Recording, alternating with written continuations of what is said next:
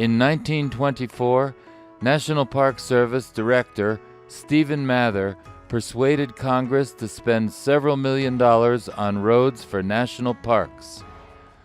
Once control was transferred from state and county to federal jurisdiction, in October of 1929, work began.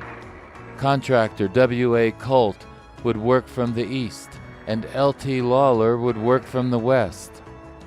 Following a path partially scratched out in the 1880s by none other than Abner Sprague, which included a trail used by the Ute, a route was chosen.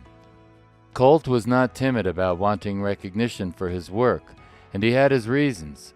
This was an amazing engineering feat. The alpine tundra is a very difficult surface to build on. Rock formations presented precarious obstacles for the construction crews.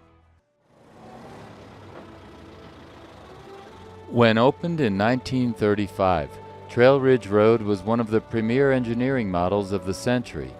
Topping 12,183 feet, it became known then and remains today as the highest continuous paved highway in the United States.